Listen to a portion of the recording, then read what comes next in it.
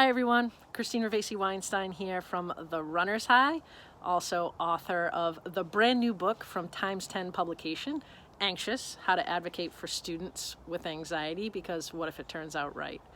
I wanted to talk to you a little bit today about the anxiety that our students are feeling, specifically in regards to what we currently face in the world today. Many of us are sitting at home as the result of stay-at-home orders that have been put in place by our state and federal government.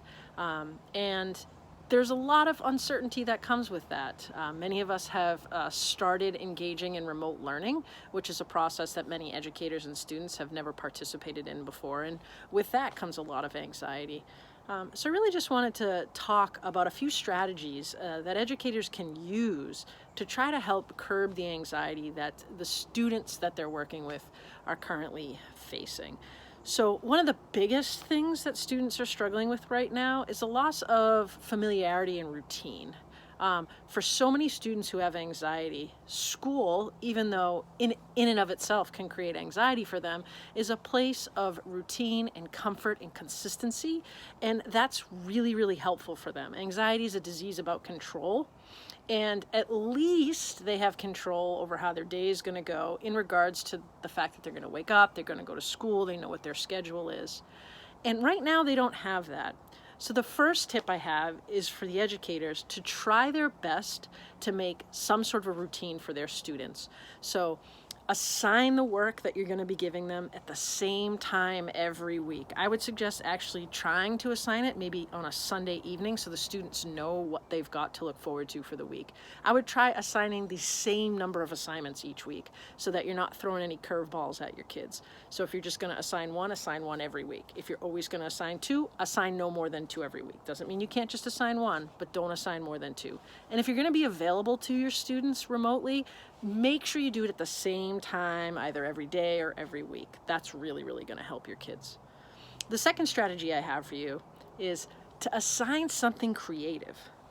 Creativity is a great way to engage the mind. And for students with anxiety, it's an awesome place for them to have control over what they're feeling and to get it out. One of the things that I've been doing a lot of while I've been stuck at home here is I've been coloring a lot. I'm really big into adult coloring books. I find it really therapeutic to just sit and think about the colors, and it occupies my mind, and it's something I have complete and total control over. And being able to be creative is a relief. So don't just assign simple worksheets on Google Classroom. Get creative. Have your kids make videos. Have them try and use Flipgrid. All that stuff is really going to allow their anxiety to diminish, their creativity to come out, and for them to feel like they're in control. And the last strategy I have for you is to be authentic. Authenticity can be really easy in a classroom because you're engaging with students one-on-one all of the time. The idea of authenticity in a remote environment can be really difficult to wrap your head around, but it can be done.